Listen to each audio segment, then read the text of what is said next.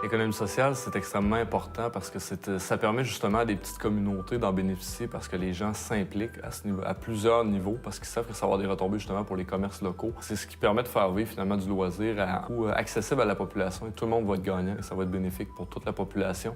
Et on parle entre autres d'entreprises, tant au niveau, oui, de la restauration, du loisir, les clubs de golf, donc l'hébergement, plusieurs niveaux, mais des loisirs qui demeurent accessibles justement parce que c'est un modèle d'économie sociale. Le Village Aventura, c'est un parc thématique familial animé avec des personnages. Ce qu'on voulait faire, c'était faire vivre un loisir à un coût accessible à la population.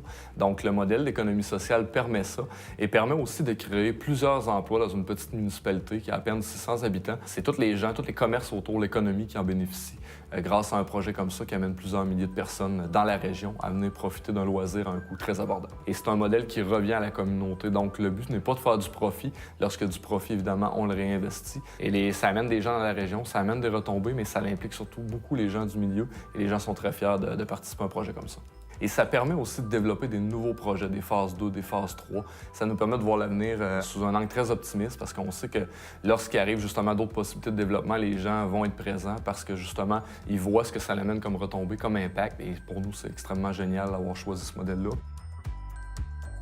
Si je prends la vie actuelle du secteur des aides-chemins, bien, ça va être basé beaucoup sur le récréo touristique et la villégiature. Fait qu'on est carrément dans ce domaine-là pour attirer du nouveau monde, puis sauvegarder des entreprises, sauvegarder des emplois, puis faire le développement des affaires dans nos régions. L'économie sociale, c'est là qu'on peut jouer notre rôle parce que les entrepreneurs privés ne font pas la queue pour partir des entreprises ou sauver des entreprises. Donc, c'est le modèle coopératif qui peut sauvegarder ce type d'entreprise-là. C'est très bénéfique, surtout pour des petits villages. Exemple à Saint-Jules, on a une population, oui, et on tente de la maintenir, mais on tente justement de créer des emplois. Et le fait qu'il n'y a pas beaucoup de commerce dans la municipalité, bien, ça amène les jeunes à dire oui, on peut travailler dans la propre municipalité où on habite, c'est génial. Exactement, c'est la même chose au Montréal parce qu'il y a beaucoup d'emplois d'étudiants.